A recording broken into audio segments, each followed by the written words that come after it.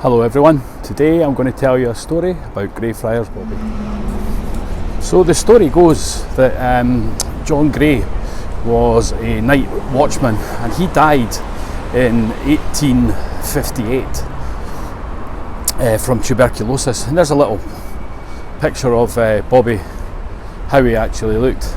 So John Gray was a night watchman for the Edinburgh police force, and he died of tuberculosis in 1858, and he was buried in Greyfriars Kirkyard, and he was outlived by Bobby for 14 years, and he was supposed to have spent the rest of his life at his master's grave.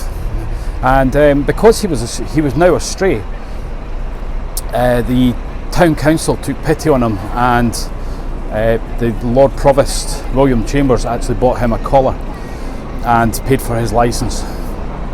Now Bobby wasn't actually buried, he's actually buried in here, but he's not actually buried with his master because it's consecrated grave, consecrated ground. But this is where little Bobby is buried here. Now there's normally, well there still is, little sticks here as a little tribute to him. And this is his actual resting place. Actually behind the stone, it's where that bush is where he's actually buried. But this is his little plaque and monument to little Bobby, Greyfriars Bobby. Died 1872, aged 16 years. Now this is in the grounds of Greyfriars Kirk, and this is the kirk here. Absolutely remarkable building, but that is for another video. Now this here is called Bobby's Bothy, and this little building nowadays is the City of the Dead ghost tours, which I seriously recommend. A guy called Jamie that runs it, and he's absolutely brilliant. His knowledge of Greyfriars is incredible. And this is the gates here. The building opposite you can see is the City of Edinburgh, the National Museum, sorry. Now I'm going to take you down here and I'm going to show you John Gray's grave. This is a wonderful, peaceful graveyard, but don't want to give too much away because I'm going to do another video on it. But as we go down here, we're going to see John Gray's resting place. And the guy who looked after him was a guy called James Brown. He was a sexton at the graveyard. So this is the resting place, just on the left hand. So here's a matching stone to little Bobby. And incidentally, if any of you have seen the film The Prime of Miss Jean Brodie, they actually walk down here, and I'll show you that in a second. But here we go. This is the grave of John Gray. Died 1858.